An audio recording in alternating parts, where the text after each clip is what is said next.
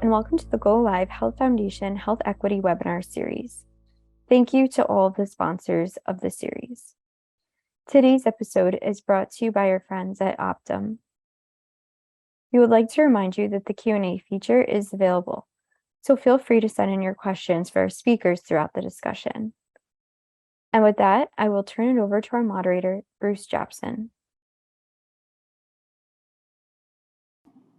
Well, good afternoon and welcome to, I'm Bruce Japson with Forbes, and I'd like to thank Health for putting together this webinar and Optum for sponsoring it.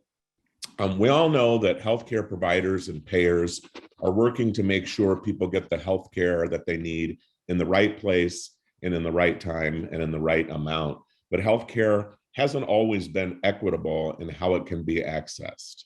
Today's panel is going to examine how to advance health equity with data-driven insights. So let me get started and introduce everyone.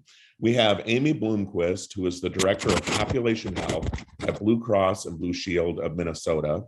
And we have Darby Sullivan, the Director of Health Equity Research for the Advisory Board. And we have Ali Shervani Madhavi, who's the Vice President of Health Equity Analytics at Optum.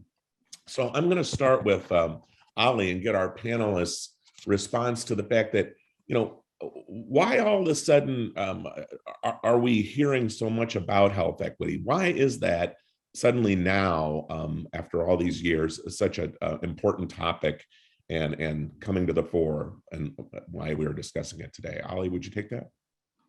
Sure, thank you, Bruce. We have actually in the health systems and plans and in the setting and the services industry and analytics, we have known about the discrepancy in healthcare access and discrepancy in healthcare outcome for a number of years.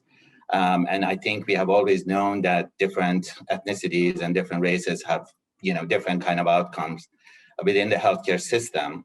What has changed right now during the past 2 or 3 years that has brought this in the forefront is actually two facts. One is obviously COVID. COVID came into the picture. It was the healthcare crisis of the century. It impacted everyone in a significant way, both in terms of healthcare, but also in terms of just life and society in general. And what we have seen coming out of COVID is the fact that despite the fact that the vaccination rates between different races and ethnicities were similar, Blacks had lower vaccination rate than whites and Asians, but not that significantly. But despite that, the rate of infection for Blacks was 1.5 times greater than whites. Deaths from COVID were twice as high as the white population for the Black population. So, and that was across the board with different ethnicities, with the exception of Asians. So that was one thing that happened, and that brought it really to the forefront because COVID was very much on everybody's mind for 2.5 years and still going on.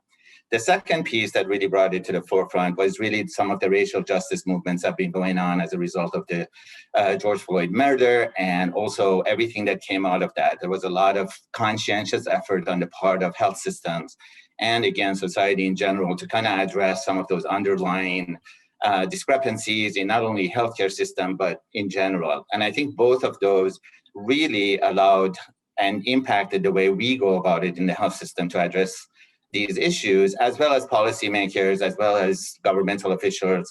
And that's where we are now. We have a very unique opportunity to address these issues in a very holistic way and in a very meaningful way and in a very actionable way. That's great.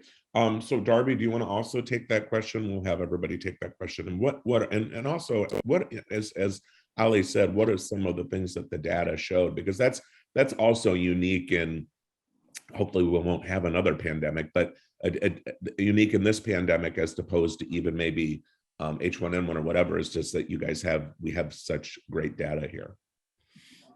Yeah, I mean, and to your point about so why are we having this conversation between us today now? What strikes me as someone who's been in the health equity space for the past 6 years and have been kind of tracking the difference in attention and investment starting in 2016, obviously through 2020 and now to today, is that, as Ali said, we're almost 3 years into the pandemic. And I think now is a time for us to take a step back and say, all right, maybe in June 2020, we made our first big, statement about how we wanted to fight racism as a health system or a health plan. What do we have to show for the past almost 3 years? Like, we made these promises, we made these commitments, and at this point, I think it's a relevant juncture to take a step back and say, have we made any progress? And we can do that to some extent because of the data. But often we see that maybe the data is not complete, or we don't have sufficient demographic data to really see if we've made progress. In areas where we do have the data, we've seen, like, as a country, it's gotten worse, not better. So when we look at the life expectancy gap between racial groups, that's gotten worse. When we look at my current focus is behavioral health equity. When we look at the outcomes when it comes to overdoses from opioids and suicide, both have gotten worse for everyone, but particularly for marginalized groups. So I think now is a good time to say, hey, we were all aligned 3 years ago that we need to start focusing on equity, but have we made the progress we want to see? And if not, what do we need to change? Great. Amy? Yeah, and thank you, Bruce, and others. Similar to what others have said, as from Blue Cross's perspective, working on equity is not new. My first foray into working on equity was actually around data in 2008. So we're getting close to 15, 20 years since some of those first big projects. And what's unfortunate is some of the problems that existed then are still in existence today. Healthcare systems have not adapted to the kinds of data that we need to have to allow us to work in this way, but that is no excuse, really. We know that, and we have known for some long time, right? These disparities have been in existence for as long as healthcare has existed in this country. They're not new. What I think is new is the demand by our clients and our communities and our members to take a different type of action. Like, the lip service of the past is no longer acceptable. Where we're sitting in Minnesota, the epicenter of George Floyd's murder, there was a real kind of awakening across our state and in many organizations, I think across the country. And our organization declared racism a public health crisis, and really recognizing how race centers and equity. The reason we have health inequities is because we've had decades of systemic and structural racism in healthcare, in our financial institutions, our educational institutions, you name it. And that has taken decades to culminate into the things that we're seeing today. And honestly, for a long time, the lack of data just hid these problems and made it easy to not work on them. And now, as we're growing our data sets and our exposure in this space, you can't ignore them anymore. And no matter where you look, inequities show up. Every data set we have, whether we're looking at health outcomes, cost of care, the engagement in programs, the satisfaction with the care they're getting, and us as a payer, their access to care, it's in every single facet of data that we look at, we see disparities. So it's pervasive, it's persistent, it's not yet improving. So it's really great that we're talking about this today, because it is front and center for Blue Cross. It is central to our strategic plan and our focus going forward. Well, let me stay with Amy there, because she does talk about how they've been looking at health equity for so many years, and it's not a new thing. So what are some of the new ways of thinking about it? And if you could maybe kind of walk us through an example. I mean, you gave a great example where you said, hey, we have declared racism a public health crisis. Right. That's a new one on me. I mean, I think that's a great thing by an organization, a health insurance company, if you will.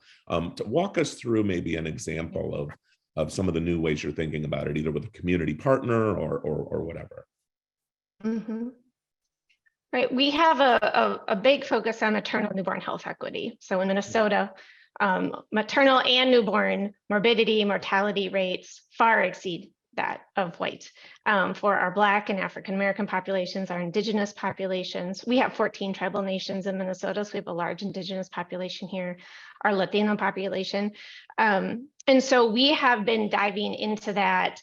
The data helps you see kind of that there is a problem, and maybe it can tell you where it is or some things like that, but it doesn't tell you how to fix it, right? The data doesn't go that far. So we're combining the data that we have both on imputed data, things that tell us the likelihood that someone's experiencing, whether it's a social need or something else, and self-reported data around race, ethnicity, language, things like that, and then using human-centered design principles and partnering into the community to then connect with those people who are most likely experiencing those challenges and actually talk to them and listen to them and like try to figure out what it is that needs to change.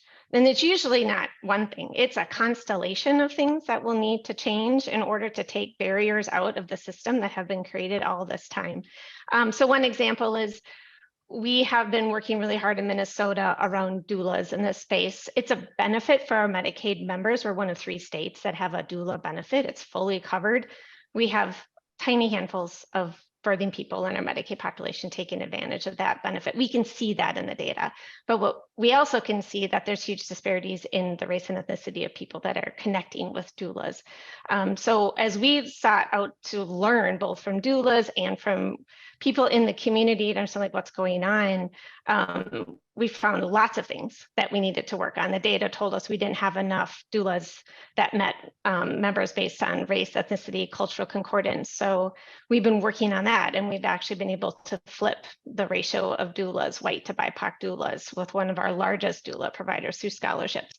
But we use data to tell us where in our state do we need those doulas, and what race, what ethnicity, what language do we need to have there that matches the needs of our members, so that we can actually recruit and train and get doula certified in those geographies to meet that population. Without data, we would have never been able to be so precise, right? And so now the work is really to drive more and more members to doulas. But now we see in our data, there's bias built into the OBGYN community to not want to invite a doula into the care plan or into the relationships. We need to tackle that. So there's bias built in there. So it's like an onion, like the data helps us like, right, kind of like go through a layer at a time. Then you really got to explore and lean in.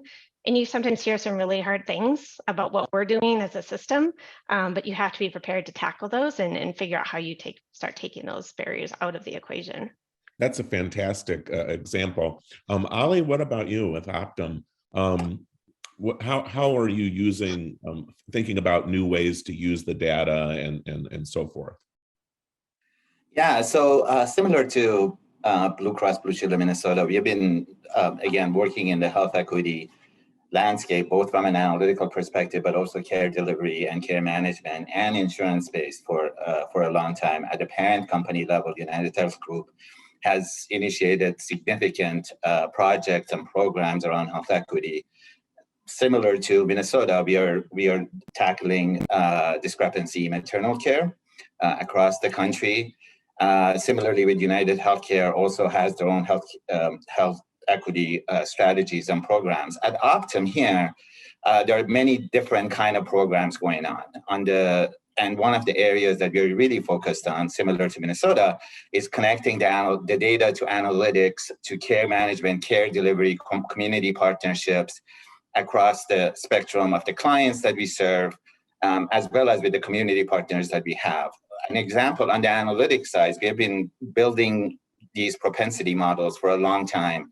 And the propensity models really are meant to, similar to what Amy said, are meant to predict what's the likelihood that somebody has a certain social determinants of health characteristics. Do they have housing security issues? Do they have financial security issues? Are they socially isolated? And we know that there are significant relationships between those social characteristics and downstream outcomes, healthcare outcomes, like how often people go to ER, how many times, what's the likelihood that they're going to get readmitted to the hospital after getting admitted?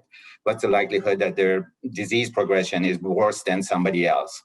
And that's been something we have been doing for a long time. And the power of those models comes from the fact that they're very broad in terms of coverage. So, and it's at the person level. So we know at the person level whose likelihood that they have these characteristics, and it covers like 85% of the population. The challenge with propensity indices and predictive models is the fact that obviously they're not 100% always accurate. So we have to, we always augment that data, whether through client data or through internal data with member patient verified information, whether it's race, ethnicity, isolation, housing security issues, or that. So at the end of the day, we both have a very accurate level of understanding the population at the person level, as well as a broad coverage. So how we have been using this, and this has been, again, in the Optum world for a long time, is really connecting it because it's at person level to healthcare data, disease progression, opiate abuse, utilization, ED use, all that stuff. That then allows us to say, what are those relationships? What are the relationships between upstream factors like race, ethnicity, to midstream factors like housing, food, to downstream outcomes like utilization, disease progression? And that is, we have done a lot of client work, both with systems and health plans around this area and across a number of different use cases. But the next area where we're really getting into, which is the so what. So we have fabulous models, we have great data, we can tell you exactly what the problem is. What we are really still trying to figure out is how to solve it. And partnerships with community resources, partnerships obviously with health plans, partnership with health systems, partnerships with policymakers, all of that is coming to the forefront. And really our really big foray in this area is our development of the Optum for Center Health Equity, which is based out of Washington, D.C. And it's a joint program between Optum Insight and Optum Advisory Services, which is really connecting the community resources that are in the DC area. And the goal is to expand it to other parts of the country too, with analytics, with care management, with care delivery, to really address and make actionable the data and analytics we have. Can you give us a quick example on that with what, like in Washington, like just walk somebody through that? Yeah, so Optum for Center Health Equity came into existence about a year and a half ago. And the idea was that we had a certain amount of investment from Optum to create this center. And we decided that the biggest area of need was really to tackle the maternal health issues. And we really wanted to go to a place where it was the discrepancies are extremely extreme in Washington, D.C. in some areas, as well as there are a lot of community resources that we could partner with. So Community of Hope is one partner that we have, as well as some of the other health systems that we're working with. And there, what we're really doing is using data analytics to identify the populations who are most at need for additional services. So creating, and partnering with our community resources to have, care navigators, where people can go to a particular place and really get all the resources that they need to have a healthy pregnancy and healthy birth and, healthy childhood for the first 2 years in one place. And the care navigator will really coordinate all the efforts and put them in touch with the right resources and put them in, in the right health system for the delivery and for the aftercare and all that. So that's a very small example of bringing the pieces together. And we work obviously with our clients like Blue Cross Blue Shield of Minnesota to make our analytics work that we are doing for them as actionable as possible. So that's great. That's a great example. I've got a Darby advisory board question here. This kind of is a question I have, but also something that came in from the audience.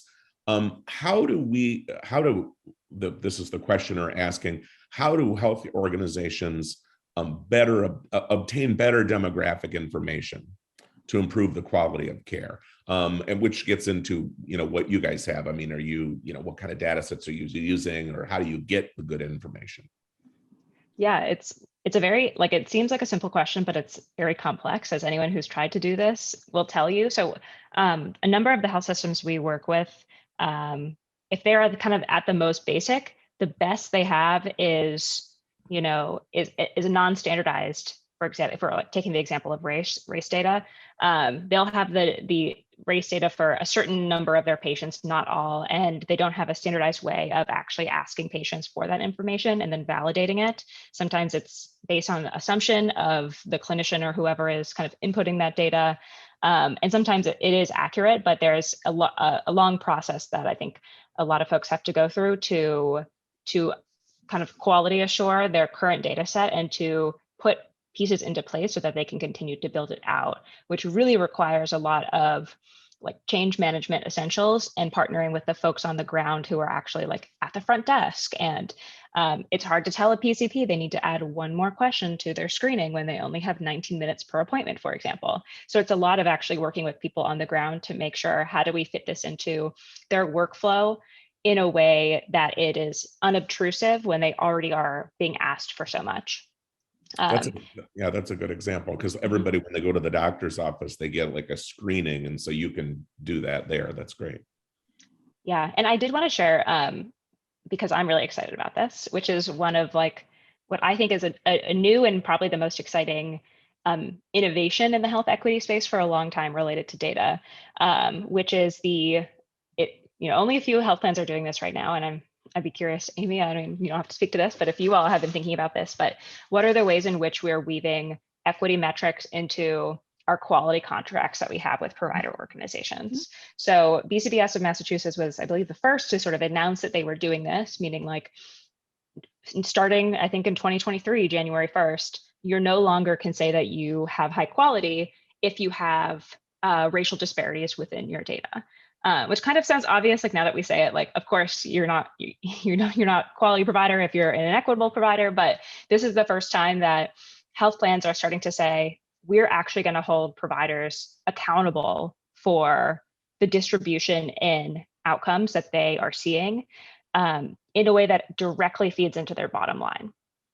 So like, that's the piece that I think is the magic piece of this thing. Like it goes to their business. I think the question that remains is, so are we expecting providers to know how to solve inequities on their own, and how can we support them in doing so? And also, to the extent, what are the penalties and the rewards from this program actually sufficient to change behavior when we have so many other competing incentives? I think all of those things are kind of to be determined, and I'm excited to watch that unfold. But that's like what I think is the promise of using data in a way to push action. Do you want to follow up on that, Amy? I can definitely follow up. Yes. We have had equity metrics in our quality program for several years. It's not new to us. We also have added screening and addressing social needs as well. So it's part of their quality bonus program. So there is dollars on the line for those things. I still argue it's not enough, right? So one of the things we're trying to do is get more data from providers. So we want them to be screening for social needs using the Z codes to tell us, so we know that in one way helps us not have to ask that patient the exact same question again, because it's traumatic to ask the patients and the members these questions and then have to do it over and over and over again. If we can share that data, that helps us all work with that person so much better. But also through data sharing agreements through the EHR, we're getting more of those data as well. We are definitely exploring how do we really take it to the next level, because I think what we have had has been good. It has inspired some really great innovation in some of our care systems, but it's not yet enough. One of those examples, though, of innovation is one of our greater Minnesota communities, Mankato. It's maybe about 100,000 in population outside of the major metropolitan area of Minneapolis, St. Paul. So it's about an hour and a half away. They when we put in this place around the quality metrics for equity and screening, they decided to partner with a community health worker organization to create a hub model. So they now are screening and referring patients in all their departments at the clinic. It's a large multidisciplinary clinic. And then they actually have on-site community health workers there, and then they can refer right into the community health worker hub. And then those CHWs work with that individual and their households to really tackle some of the probably underlying issues that are getting in the way of really achieving their full potential for health. So, and that is something that came out of our quality program and our requirements around that. So it's been exciting to see those things and partner. I agree. There's so much more we can do. I've said it all along that payers determine how dollars flow in this healthcare system. And as Blue Cross Minnesota, we're the largest payer in Minnesota, we have the largest market share. We have a lot of opportunity to really drive dollars in this space to really help ensure that it's not just our priority, but it's theirs. But it's, everyone is sharing and trying to align on some things together so that we're working in partnership. And it's clear, it's not just us, it's not just the care systems or the provider groups, it also requires community engagement. There's no way to do it without all of us working together. Sounds good. Ollie, I have a question for you. This is some from the audience, and I think I know the answer. There's a pharmaceutical industry that someone was one of our audience was asking, do you see an increase in partnerships with pharma? We're talking about providers and payers and data. Do you use data from pharma? Do they play a part in this equation? And I assume they do. Optum is big and has a pharmacy benefit manager and so forth. Can you talk a little bit about that for this audience person who said, do you see an increasing partnerships with pharma, for example? Yeah, we actually do, and pharma does play a huge role in this space on a number of different perspectives. One is obviously data access, right? They know, what the fill rates are, what the adherence rates are, what the compliance rates are, and all that stuff. And they also obviously know the drugs. We have a lot of that data also. And because, again, like I mentioned to you, because we try and do all the modeling work and the analytic work we do at the personal level, then we can connect those social determinants of health data, the race, ethnicity data, to adherence rate. And again, similar to what we said about COVID, we know that adherence rate, compliance rates, and hence health outcomes are very different between different races and ethnicity. And one of the biggest barriers there are two barriers when it comes to medication adherence. One is money. Is the fact that if you're more financially insecure, it becomes more of a burden to fill your prescription. The other one is health literacy, is the fact that whether because of language barriers, because of literacy barriers, because of educational barriers, some of the communities simply do not understand the importance or learn about the importance of adhering to the medication regimen, regardless of the fact that it may be very important to having good outcomes. And we work with pharmas both in the perspective of bringing their data into it and seeing relationships between SDOH, social determinants of health factors, race, ethnicity factors, but as well as working with them to again, engage the populations around building better programs to increase the rates of uptake and rates of adherence, whether it's through more subsidies, whether it's through more education, whether it's through community engagement, community partnership. And obviously, as you mentioned, OptumRx is a large PPM that we work with, both through Optum Advisory Services as well as Optum Insight around some of these areas.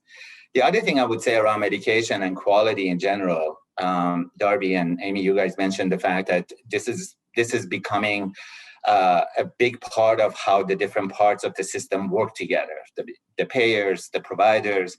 The other piece that's really becoming important, and medication adherence is a part of it, is the policymakers, the quality and regulatory agencies. CMS, Center for Medicare and Medicaid, is making health equity a big part of the STARS program, which is for Medicare Advantage. For states are putting health equity requirements and Amy can speak to this much better than I can, in the RFP for managed systems, for Medicaid programs that they have. NCQA, which accredits health plans and systems, is putting health equity forefront in their accreditation processes. So that all of that is becoming a big part of even how contracts are rewarded and how payments are made and how bonus payments are made to different plans. So this is the bottom line piece is going to become more and more real. And one of the areas at Optum that we are really helping clients is how to satisfy those regulatory requirements, whether it's around you need to know which populations are doing worse than others, data analytics, targeting. Geography plays a huge role. If somebody doesn't have access to care and the nearest hospital is 400 miles away, exaggerated, but not that much in some areas, that really, becomes a big barrier regardless of how much you try to do. So there is a lot of work going around this with a number of areas. And on the medication adherence side, not only working with the PBMs and the pharmaceutical companies and life sciences companies in general, but that's also an area where the policymakers are coming into the picture saying, as part of the bonus payments and the quality payments, you need to address some of these discrepancies in adherence and prescription fill and refill. Darby, did you want to add on to that when he brought you up a couple times there?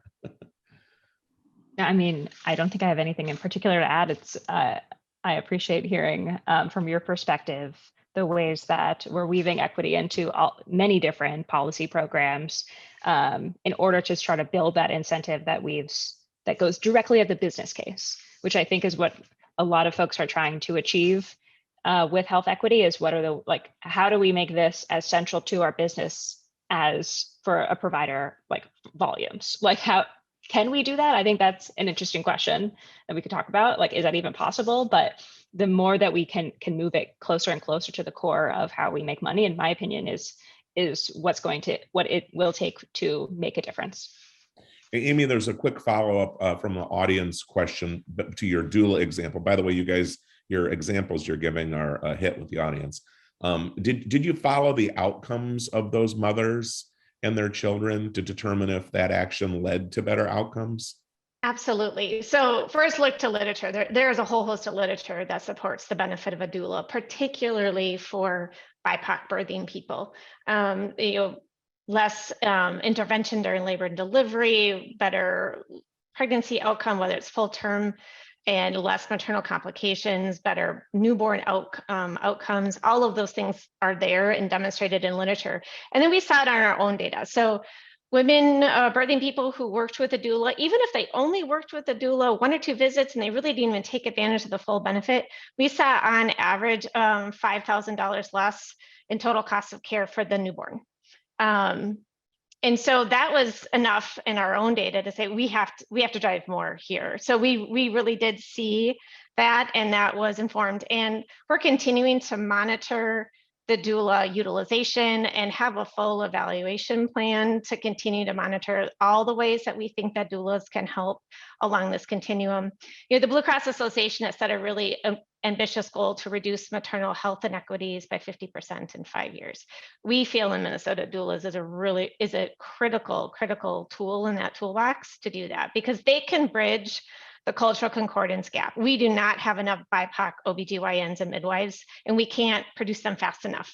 If every single physician going into medical school today was BIPOC, and we did that for years, we still would not bridge the gap between the need and the care teams that are there to serve patients. So we have to find ways to bridge that cultural concordance challenge. So we're trying to do that through implicit bias training, and all kinds of other kind of work with the providers themselves to help them, but also bringing in doulas and community health workers to help complement that relationship and that kind of care plan.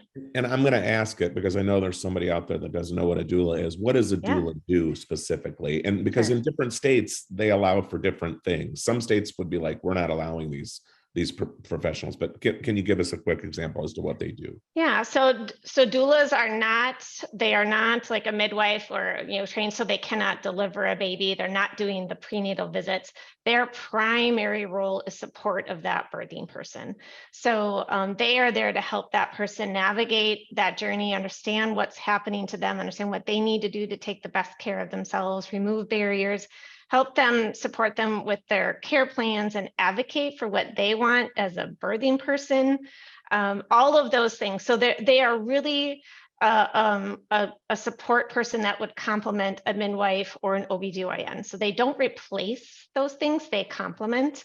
They also work in the space of like a community health worker, and they will help connect that birthing person to social determinants of health resources, whether it's they're struggling with food insecurity or they're struggling with housing. So they'll work in that space as well.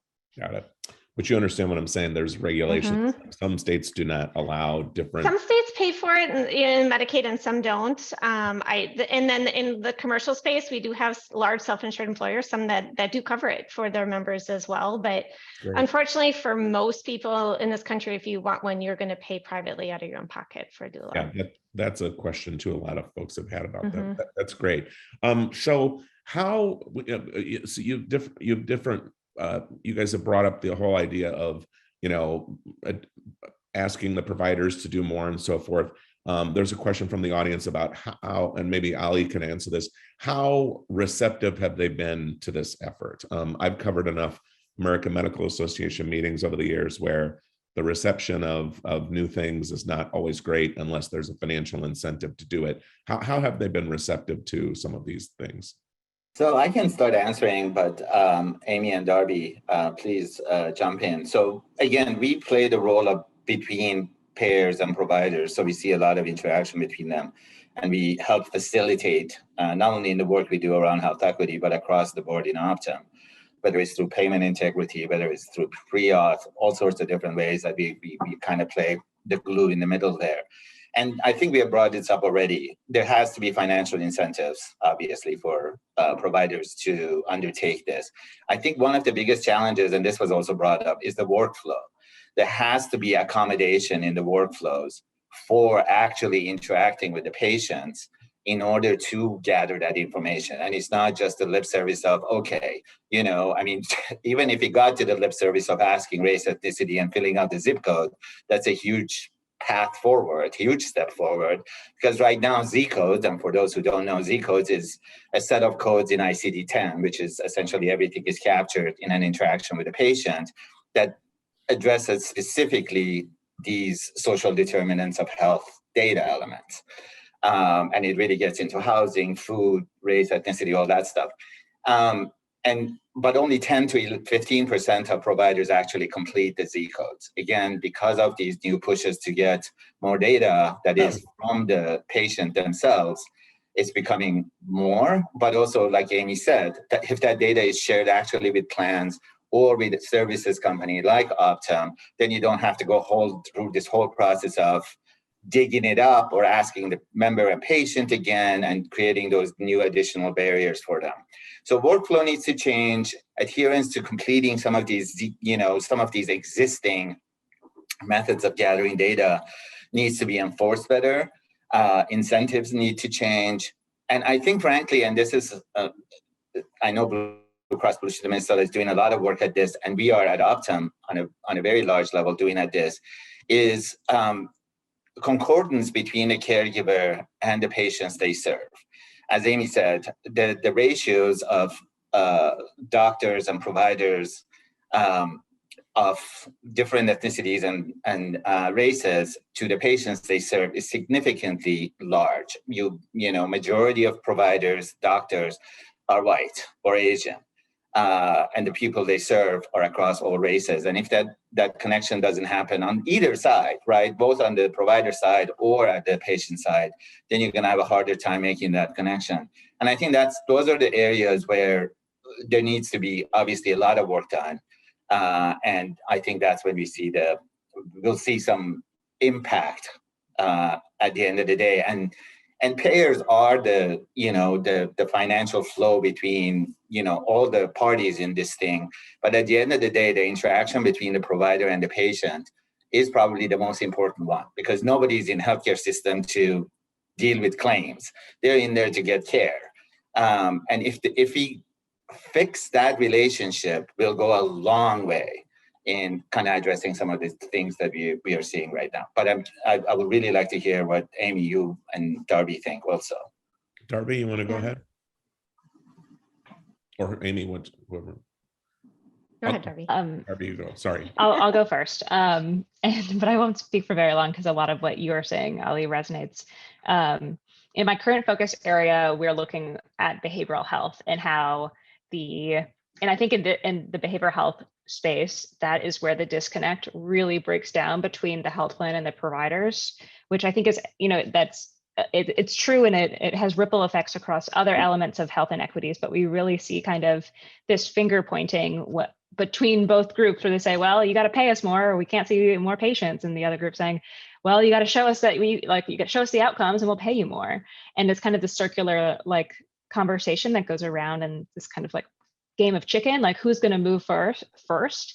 And that, I think, roadblock is really what gets in the way for a lot of innovations that we could see in behavioral health that could actually improve a lot of patient outcomes. So I was just in that particular part of your comment, Ali, about the partnerships between providers and plans, and how we got to give a little bit to get a little bit, and realize, hey, if we want providers to do something, we got to give something in return.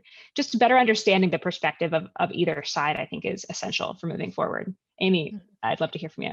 Yeah, I would agree. And the approach that we have taken with our care systems, Minnesota is a state that for a very, very long time has been very consolidated. Lots of big healthcare system, across the state. Very, very few independent clinics left anymore. Even in specialty, they've kind of been gobbled up by large systems in many ways. But every one of those systems is in a different stage in their journey to understanding their capacity and what their capabilities are around equity and social needs, and just their data ability, their, all of those things. So we've been trying to meet our care systems where they're at and work individually with them. We talk about this every quarter with them. We've asked them to build equity plans and share that with us. And then we're finding opportunities within each plan to partner. And some are very sophisticated in what they're doing in the equity space, and some are just barely beginning this journey and hardly collecting any data. And so we're trying to help bring each of them along and help each of them advance, so then we can then come in with these more comprehensive financial models and value-based system payment systems and things. But if they're not even hardly collecting the data, we can't start there, because you've completely alienated them and the conversation goes nowhere. So just like all of us as humans, they as organizations are all in very different places in their recognition of the bias that they have and the opportunity they have, and just their desire within their culture to work on these things. Do you know what I love about that, Amy, if you don't mind me jumping in, Bruce, Sure. is what I think is so promising about that is how are we holding our partners that we work with accountable for change? And so to say, hey, we actually need you to create a strategic plan for health equity, that's monumental, because not for the folks on this line, but for others I've spoken to, there's a tendency to see anything that we do in this space as net positive. If anything is going to be, it's all charity, it's all good. So we don't have to maybe bring as much strategic rigor to this as we would any other decision. But that's just simply not the case, because there's a lot on the line and it does take a lot of resources, and we need to ask for a lot of resources if we want to get this done. And so we try to push the health systems that we work with of, just put as much effort and intensity and rigor to this as you would your service rationalization decision or your M&A decision. It is that as important. And that's where circling back to why we're talking about the data today, that's where the data comes in. So you're making very targeted decisions based on quantitative and qualitative data. That's not just a passion project of whoever happens to be, leading this off the side of their desk, but it's a team of dedicated people with at least VP representation that have the resources they need and the vision of where they should go. So I really love that example, Amy. Yeah, you bring up an interesting point too, because some questions from the audience that I'm hearing are, it's well, how do we do this? And you just brought up a great point about buy-in. A vice president of a health system, it has to come from the top of the organization that you're working with. Otherwise, it's not going to get done. It's great. And then after you get all that, we get these great questions from the audience. So you're doing all this stuff. And then there's a question from the audience is that they have a large Latino population that they deal with. And patients immediately ask, so why are you asking me this? How do you address that? Because I can see, that's one of the problems built into the system. Well, we don't trust those vaccine makers. We don't trust these people. So how do you get past some of that? And this is a great question from an audience person. I can take the first stab. I think before you start asking, you need to have a plan for what you're going to do with the information, because otherwise you can't answer that. So if you can say by telling us these things about you, we're going to do our best to match you with someone in the care team here at the clinic, or we know that we need to communicate with you now in Spanish, or we know that you're going to need the interpreter and we plan for that with your visit, or whatever the case may be, right? So you have to have action identified, but and I think it has to be in terms of how is that patient or that member going to feel or experience the difference? Not about what you might be doing internally with the data, what we just talked about, but how does that translate to a different experience for the patient? And if you can't do that, you should probably take a minute and figure that out first before you start asking the data. Also, you can't just start asking these questions in the first minutes. Like, you have to build some trust with folks. Yeah. They're not going to answer. They will not, or they won't give you complete answers or truthful answers. They'll take the elect to not give you the answer option in every of the questions. So if you don't have any trust with that patient or that member, that has to be built first before you start asking these questions. And we definitely have learned that in our work and in our pilots. We're trying to build a very sophisticated member 360 architecture that is very adaptive and fluid in our organization, so that we can take in data from any source, whether it comes from an employer's enrollment file, it's coming from the Department of Human Services, it's coming from EHR data sharing with a provider, it's coming from a customer service call or a care manager call or one of our health and wellness vendors. If anybody gets that data, we want to get it in, so we don't have to keep asking. Right? So let's figure that out one time, and then be able to serve that up, put in all of the, data survival rules, hierarchy rules. When do you use imputed data and for what? When do you use self-reported data? How do you know where that data came from? So can you trust it and can you use it? And then serve that up to all these applications. So trying to eliminate that, like I said before, this need to keep asking over and over again, but then also use it to be really smart about, okay, well, we have a really great program for diabetes, but it is only in English. We're not going to recommend our folks that don't speak English as a primary language to that program. We got to find something else for them. And that helps us understand where the gaps are, but also gets us smart. So can we direct that person to a Spanish-speaking care manager right off the bat, so we don't have to have an interpreter? And as soon as they answer the phone and our person is talking to them, they can tell immediately, this is somebody like me that's calling me, right? That makes a huge difference. We have done that in some of our programs where we have matched that up, and the engagement levels change 100-fold, right? It immediately changes the equation of how you work with them. So it's really about getting all of those data incorporated into a single place that's flexible and adaptable, so we can keep using it, because the worst thing we can do is just keep asking these questions and then not have any experience change for the member or the patient. Yeah, and I can add a little bit about what we are doing at Optum too around this area. I think the elements that Amy mentioned, trust, not keep asking the same questions over and over again. And obviously resonating with the person you're talking to, whether it's the same language. And I think the other thing we have really found out, which not only brings a trust factor into it, but also knowledge of the patient factor into it, is this idea of, we are doing a lot of work around journey analytics. So exactly where has the member been before this? And one of the things we have seen in the work that we are doing, and this is around member-patient experience, is the idea that interaction, when it happens with a caregiver, care manager, provider, it's really a culmination of a lot of things that have happened to that person prior to that meeting. And a lot of the barriers that they have to face in order to have meeting. Like we always say, if you have to get a babysitter to go to a doctor and you have a bad experience there and it takes you twice as long to get the care you need, in the meanwhile, you don't have the money for the babysitter needs to go home. That, regardless of how that experience is, you're going to have a different view of it than somebody who doesn't have to jump through those hoops.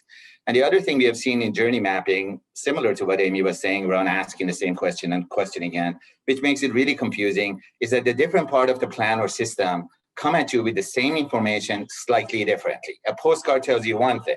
A call from the care manager tells you another thing. They don't know that this person just had a huge thing going on with the claims department. So their attitude going into the conversation is going to be very different than somebody who didn't.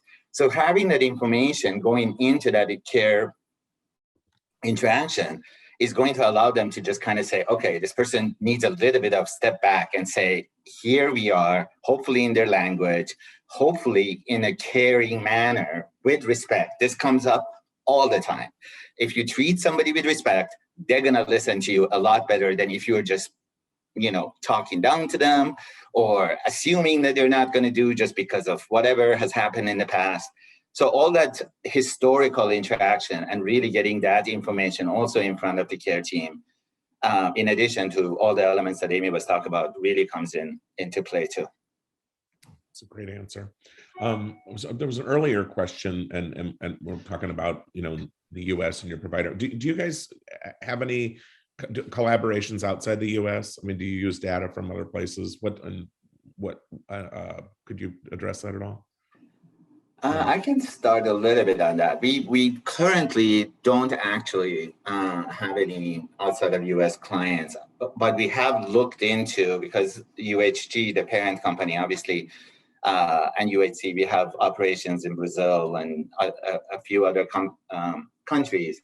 We did go down the path of possibly doing some of this work in the UK.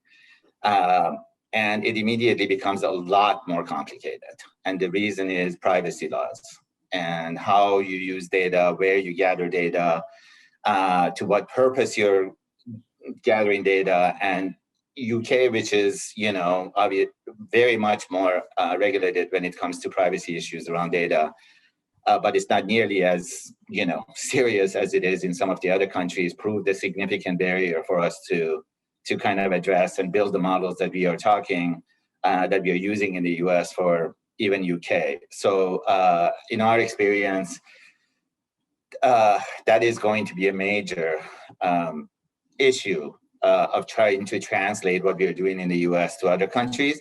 The other area is obviously the payment methods, right? UK is, you know, you have the national health system where, you know, everything kind of flows through the government in terms of payment. That's changing a little bit, but still you have to take that into account, as well as the care delivery model. So it's a completely different system, and a completely, when it comes to equity issues and social determinants of health, mind you, there are a lot of similarities, but also a lot of differences, also between how the interactions between race, ethnicity, to security issues like housing and food, to geographical reasons, kind of like interact with each other when it comes to health outcomes. That's great. There have been a couple of questions about what you just talked about, geography. How are you managing the lack of services in rural areas? It's always a problem. There's lack of providers and so forth. So would anybody want to address creative ideas for folks who have health services and patients in rural areas, and how to address health equity and such? Well, some of the things that we've been working on is kind of partnering with, and well, we have, I think, you know, Minnesota, not unlike many states, we have large swaths of rural areas, especially as you get up towards the Canadian border. But yet there are care systems that cover that entire geography, but the clinics are far and wide, hospitals are even further and wider apart, but have been partnering with some of our care systems to invest in their community paramedicine programs and mobile clinics. So trying to bring care out to those spaces. Maternal health is one of those examples. We have 29 counties where there's not a hospital that delivers babies anymore, unless you're in the emergency department, and that is not where you want to be delivering your baby, is in the ER. So what happens is those folks have to plan ahead, they schedule induction, they have to travel to the next biggest place, which is maybe a few hours away, and stay there and all of that. And every one of a lot of times all their OB visits have to do the same. So we're also looking at how do we partner with them to advance their capabilities to do remote monitoring and more. You already pay for virtual care, like that has become something we've kind of gotten over the hurdle. There's still broadband access for lots of folks that does not work for. So that speaks to like some policy work that we're doing in Minnesota, advocating from the health perspective why that is so critical. But in the meantime, it's like, I mean, I think you can either find vendor partners who will try to come in and augment, but guess what? They got to find those practitioners to deliver the care somewhere. They're just cannibalizing some other market. So how do you work with the care systems that already serve those geographies to help them expand their capability to really take care of those members? And that comes down to payment too. So how do we start thinking differently about payment? So it doesn't matter how you're doing that, right? We're not trying to pay you less because you did a phone call versus an in-person visit. And how do you compensate appropriately for getting community paramedicine out to rural areas and things like that? But I think that there's, when you go out to those rural areas and you work with the care systems, the providers in those spaces and the community partners, they have ideas. They have solutions. So it's not so much about us trying to figure it out. It's like going out there, listening to them. We have data that shows it's the problem, but again, it doesn't tell us the answer. But guess what? Those communities, they have solutions in mind. So how do we figure out how to fund those and incorporate those into our payment model so that they're sustainable? Because what we want to get away from is grant-based projects that work for a period of time, and as soon as the administrative dollars dry up or the grant dries up, they're gone. We need to figure out how to incorporate those into our payment system so that they can continue into perpetuity. Great. Final question for the group. How all of these great examples you brought up and so forth, and this great discussion, how do leaders out there prioritize areas of need and then build a business case to do all this? Ali, would you like to take a crack at that?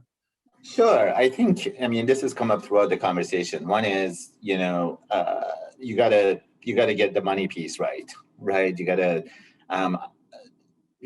both from the perspective of incentivizing the right action around health equity, advancement and actionability, but also in terms of measurement. Amy mentioned, the effectiveness of doulas and, how much money it saves, the health plans, how effective they are. And so that piece of it needs to happen. I think a lot of companies are putting health equity as part of one of their, mission statements or strategic pillars or what you have. So it's getting visibility at the highest level, and there is a commitment to it.